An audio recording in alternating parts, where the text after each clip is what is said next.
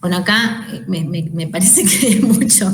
Bueno, dentro de los trastornos iterativos del lenguaje tenemos la palilalia, la logoclonía, la estereotipia, y que adopta diferentes formas, ¿no? La estereotipia como la verbigeración, la coprolalia, la ecolalia. Estas son muchas especificidades dentro de lo que es la entrevista psiquiátrica y que también, como dijo Vivi, quizás daría como para otra clase más. Bueno, y trastornos de la significación. Acá sí hay un par de cositas que son súper importantes porque hacen al diagnóstico, hacen a la diferencia diagnóstica. El uso de los neologismos. Los neologismos son palabras nuevas, palabras inventadas. Y los neologismos lo pueden decir o los niños chiquititos que están empezando a hablar, o las personas con esquizofrenias, que inventan palabras que no existen, pero ellos las incorporan al lenguaje no una vez, como algo que permanece, y uno empieza a pensar, ¿qué está diciendo? Hasta que uno mismo entra en el razonamiento de lo que puede estar diciendo el paciente, pero no es algo que haga una persona que no tiene un diagnóstico de un trastorno psicótico. Los paralogismos también, las asintaxias o lenguaje telegráfico, ¿no? Que hablan como cortito, y la esquizoafasia, que es un lenguaje particular y muy específico propio de los esquizofrénicos. Otros son el lenguaje incoherente, que estos se dan en general en las omnibraciones de conciencia, uno no está entendiendo, o el paciente dice cosas que está entre el ensueño y acá, y empieza a mezclar palabras. Las pararrespuestas, que uno les pregunta algo y ellos vuelven a preguntar sobre lo que uno preguntó. Las parafasias son con conciencia, ¿sí? Hablando del pensamiento. El pensamiento es una elaboración intelectual de los hechos. Está expresado por medio de un flujo de ideas, símbolos y asociaciones dirigidas hacia un objeto, hacia un objetivo, que se expresan a través del lenguaje, el pensamiento discursivo verbal, o a través de la acción, que es el pensamiento práctico. Pensar requiere intencionalidad, o sea, seguir una idea directriz. Permiso. En el pensamiento tenemos dos tipos de alteraciones, el del curso y del contenido del pensamiento. Tenemos que el pensamiento puede estar inhibido. Un pensamiento inhibido es que, por alguna causa en particular, el paciente no está cursando con el pensamiento, como que se suspende, ¿sí? Puede estar enlentecido, que es la bradipsiquia, que es pensar más lento. La bradipsiquia es patognomónico de los trastornos intelectuales, de la discapacidad intelectual. Ahora se le dice discapacidad intelectual al retraso mental. Acelerados, las taquipsiquia, que es propias de las hipomanías o las manías. La rigidez del pensamiento es muy propia de los trastornos obsesivos. La viscosidad es un paciente que está diciendo lo mismo de un montón de maneras diferentes, pero se transforma en algo viscoso y no termina de llegar nunca al objetivo. Esto es muy propio de los pacientes epilépticos, epileptoides, es un discurso epileptoide, ¿sí? Y también es algo que nos puede llegar a pensar que algo puede estar pasando ahí, como para pedir un electroencefalograma. Bueno, nosotros acá trabajamos mucho, yo trabajo mucho con el neurólogo, ¿no? Con Gastón, entonces esto es como que hace ruido. La prolijidad en el pensamiento son esas personas que necesitan estar tan prolijitos, que es bien también del TOC, que empiezan a detallar cosas que son carentes de importancia, pero lo detallan y no termina nunca. Después el pensamiento divagatorio pero sin perder el hilo, es divagatorio, tienen un hilo de conducción, pero ese hilo, bueno, están diciendo cosas que no son, sin ser un delirio. La perseveración del pensamiento, que es la repetición sin sentido de algo. Repito y repito y repito y persevero sobre algo que no tiene sentido.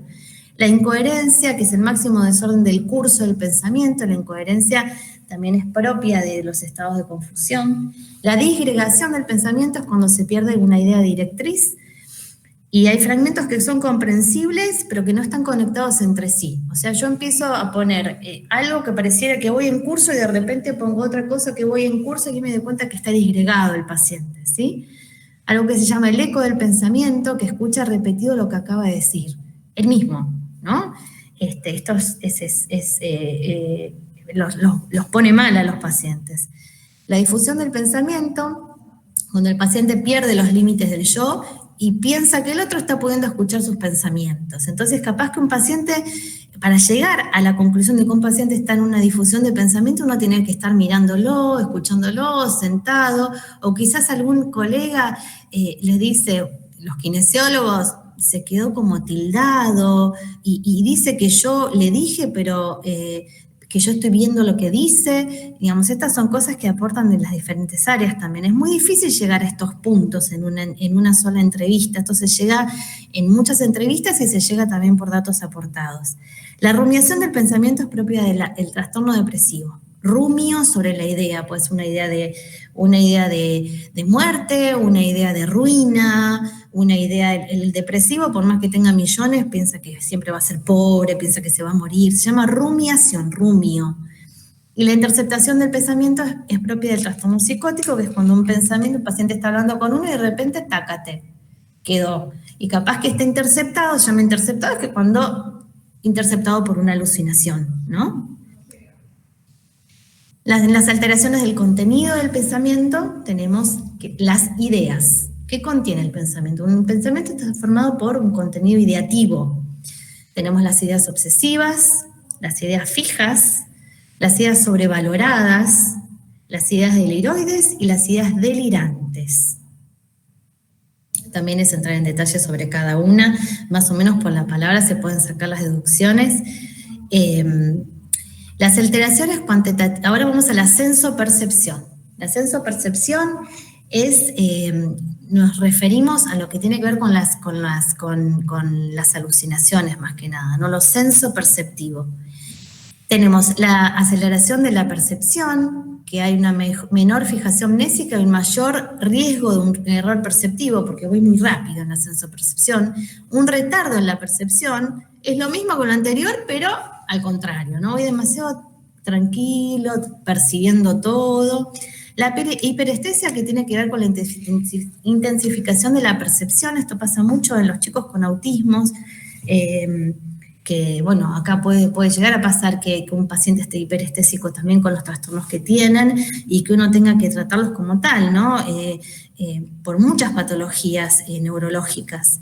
Y el debilitamiento también. A nivel cuantitativo, ahí no está bien escrito, pero es a nivel cuantitativo, tenemos las ilusiones, que es una percepción falseada o distorsionada de un objeto real. Esto es rectificable. Rectificable quiere decir que el paciente, por ejemplo, en un estado confusional o un estado tóxico. Esto nos pasa acá también, ¿eh? Hay pacientes que entran en estado de abstinencia o entran en estados tóxicos.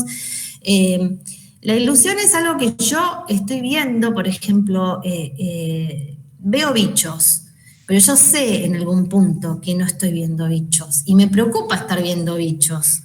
Entonces eso se llama que es rectificable, porque yo tomo conciencia de que esto no es real.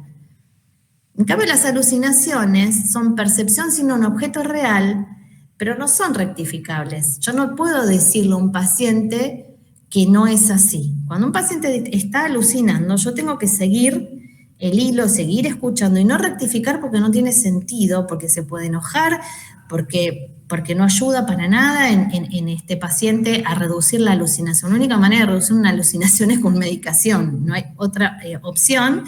Y las pseudoalucinaciones, que son las alucinaciones, son externas. Es algo que el paciente dice, bueno, yo estoy viendo la pared, no sé, o estoy viendo una señora que me está saludando desde la ventana.